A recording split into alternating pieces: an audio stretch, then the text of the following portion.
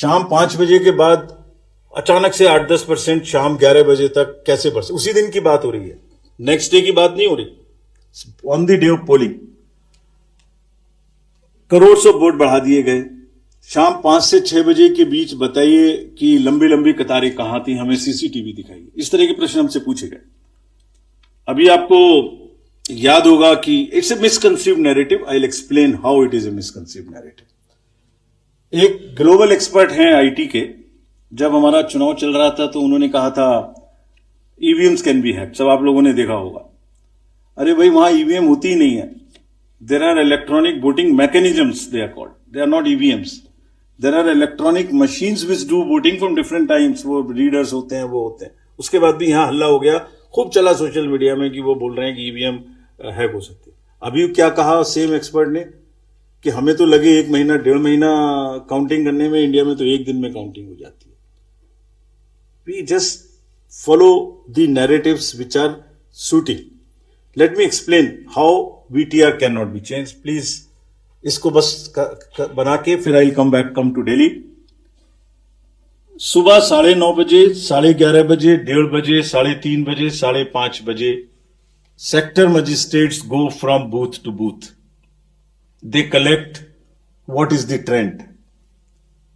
अगर 10.5 लाख बूथ से unconnected system से, फोन से या मैसेजिंग ग्रुप से फिगर कलेक्ट करनी हो तो हिंदुस्तान में क्या, पूरी दुनिया में कोई एग्जाम्पल बताइए जहां रात को 6 बजे, अभी चुनाव खत्म भी नहीं हुआ और 6 बजे में पहले आपको एग्जैक्ट वोटर दे दो।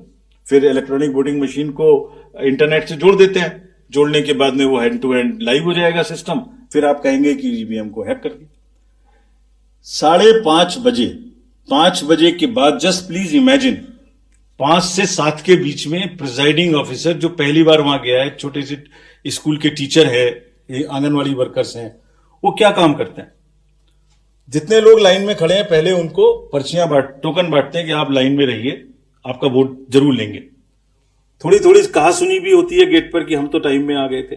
फिर वो किसी तरह से लॉ एंड ऑर्डर संभालते हैं, एडमिनिस्ट्रेटिव जॉब करते हैं, बंद करते हैं, सबका वोट डलवाते हैं।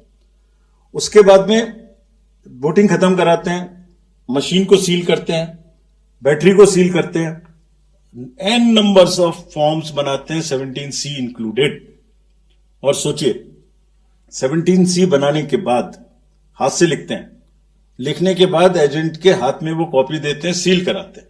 अब एक आप इमेजिन करिए 10.5 लाख बूथ पर अगर 4 एजेंट भी मान लें तो 40 lakh form 17C are available with the agents at close of poll before leaving polling station.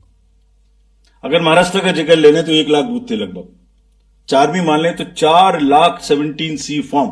अगर मैं यहां 300-400 लोग हैं आप लोग, इनके बीच में एक कागज सर्कुलेट कर दूं और कहूं कि 1 घंटे के बाद में इसको मुझे वापस कर दीजिए, मैं बदल दूंगा, तो बदल सकता हूं क्या? संभव है क्या? Every candidate of a legislative assembly by the end of the day collects form 17C from his polling agents and knows exactly on which booth how much has been votes have been cast. कहीं तो 1-1, 2-2 महीना counting नहीं हो पा रही और हमसे क्या पूछा जा रहा है कि आपने 6 बजे के बदले 11:15 बजे तक 8% बढ़ा दिया। अरे भाई, वो 7, 7:30 बजे सारी मशीन को लेके बूथ से उठ के काउंटिंग डिपॉजिट सेंटर में आएगा, प्रिजाइडिंग ऑफिसर मशीन जमा करेगा और 7:30 बजे के बाद, 8 बजे के बाद जैसे जैसे वो लौटेगा फिर से voter turnout app which is not a statutory document, उसको ठीक करना शुरू करेगा। 11, 11:15 बजे तक हमने जनरल इलेक्शन 24 के बाद, जिससे कंफ्यूजन ना रहे, 11:30 बजे, 11:45 बजे रात को फिर एक रिलीज करना शुरू किया प्रेस का, ताकि यह भी ना रहे कि अगले दिन क्या हुआ, पहले दिन क्यों नहीं बताया। हमने उस दिन रात को करना शुरू किया। अब कहा जा रहा है कि 6 बजे बता दीजिए, 6 बजे पोलिंग स्टेशन बंद करें, 6 बजे मशीन को जमा करें, या 6 बजे पहले सबसे पहले ये बताएं कि क्या हुआ। Therefore, this gap is a very, very procedural inbuilt gap. It will always remain. So there is nothing wrong in it. And nobody in any exercise can ever tell कि अगर 6 बजे कोई एक्सरसाइज बंद हुई है तो 6:15 बजे उसका पहले एग्जैक्ट पोलिंग परसेंटेज बता दीजिए. Impossible unless it is connected to the net. It is impossible. Friends, form 17C ही धीरे धीरे रात तक वही एग्रीगेट हो जाता है जो फॉर्म 17C का एग्रीगेट है. Anybody can check. हमने क्लोज ऑफ पोल पे दे दिया, 11:30-12 बजे हो जाएगा और अगले दिन हम एक स्क्रूटिनी करते हैं जिसमें ऑब्जर्वर्स और कैंडिडेट्स को बुलाते हैं और बहुत सारी पोलिंग पार्टी रात में लेट आती हैं. वो करने के बाद अगले दिन it gets revise and increases by a percentage और so Form 17C is the statutory form. There is nothing which VTR does not explain. It explains fully everything. Coming to the next and the last point, mismatch हो गया votes polled and votes counted में. एक irresponsible, देखिए जब चुनाव का समय होता है एक न्यूज आ जाती है छोटी सी, कोई बोल देते हैं एक बात और वो लोगों को भ्रमित करती है. एक ऑनलाइन न्यूज चैनल ने निकाल दिया कि 5-5.5 लाख वोट ज्यादा काउंट हुए वीटीआर से. इतना भी जहमत नहीं उठाई कि वीटीआर में पोस्टल बैलेट्स नहीं होते. जैसे ही उनके संज्ञान में लाया गया पोस्टल बैलेट नहीं होते तो क्या किया, वो न्यूज स्टोरी ही विड्रॉ कर ली. लेकिन जो डैमेज होना था वो तो हो गया. सब में हल्ला हो गया कि 5.5 लाख वोट ज्यादा की नहीं गए. क्यों होता है ऐसा, ये भी मैं बताता हूं आज. इसका स्टैंडर्ड प्रोटोकॉल है.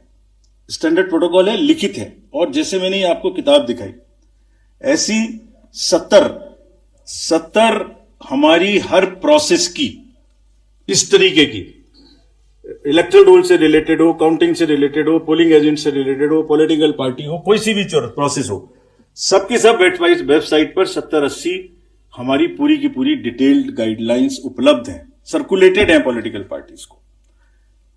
तो अगर किसी मशीन को ऑन नहीं हुई, किसी मशीन में मिसमैच, किसी मशीन के ऑन होने में गलत हो गया या मॉक पोल का डाटा नहीं हटाया गया, कि 10.5 लाख में से 1, 2, 3, 4 जगह ऐसा हो सकता है, उस मशीन को एक तरफ रख लिया जाता है. जब काउंटिंग पूरी हो जाती है तो यह देखा जाता है कि जो विक्ट्री मार्जिन है अगर वो उस एक मशीन से कम है तो then slips of that machines are counted. Otherwise, it is kept aside and therefore that much number would be less counted, but it does not have any consequence as far as the result is concerned because the margins are too high. And then Form 20 with exact details of candidates winning and losing is. हमारी खबरों से जुड़े रहने के लिए हमारे channel को subscribe करें और बेल आइकन को दबाएं ताकि खबर की नोटिफिकेशन आपको मिलती रहे.